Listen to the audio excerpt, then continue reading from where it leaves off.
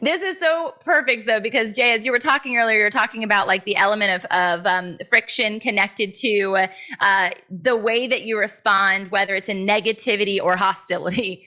And I was at this conference recently, and this guy by the name of Justin Schnick, hopefully I'm saying his last name right, but he has. Yeah, you slip up on that one, you're gonna be.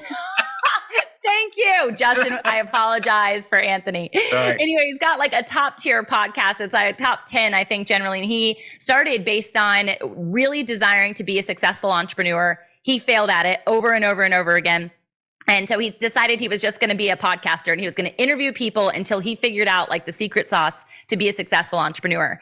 And he was teaching about the 5 people that you need in your life. And there's a lot of different examples of this, but the 5, as you were talking, makes me think about who you are on that list and who you've always been like for me, and the power that it plays in making me a whole person. Not to say I need Jay to be whole, but to make me whole through the lens of how Christ wants me to be.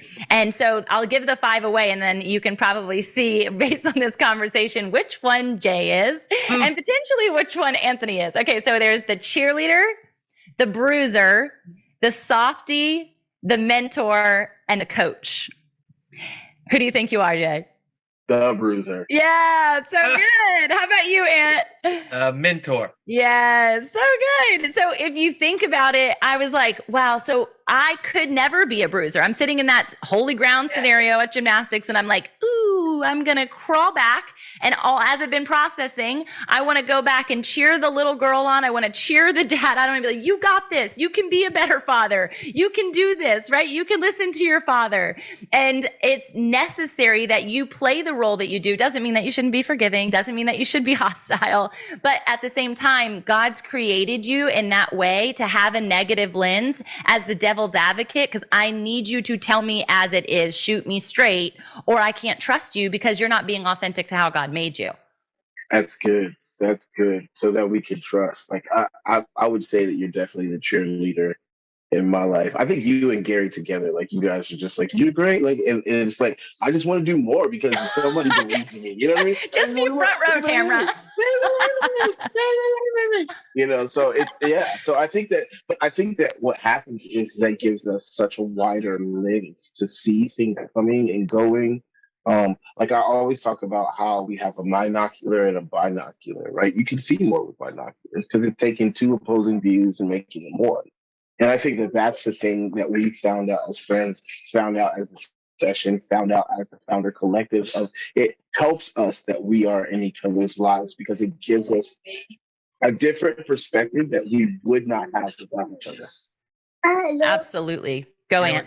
It comes back to what you were talking about too, and what Gary was talking about is it's the power of life and death is in the tongue. But I think it's also what we speak to. In that moment, you would have been speaking to death. You would have been speaking to his worst moment instead of speaking to the best moment that he could be. And that's the place I see a lot of marriages even struggle in, is when a husband's not a good husband or a wife's not a good husband, and they constantly remind them of how bad they are. All they're doing is giving life to death. All they're doing is activating that worst part of that person instead of speaking to their best moments. And I challenge struggling marriages all the time to speak life into them. Yeah, you may be a horrible dad right now, but the moment you take the trash out, I'm going to tell you how grateful I am that you did this today and how much that means to me. Why? Because I want to speak life into you. I want to call you by what I want you to be, not what you have arrived at. I don't want to accuse you of what you've become. I want to invite you to the best version. That's the way God talks to us. It's the way God talks to us. He doesn't talk to our sins. He doesn't talk to our mistakes. He invites us out of it. I love you. I love who you could be. That's who I want to speak to.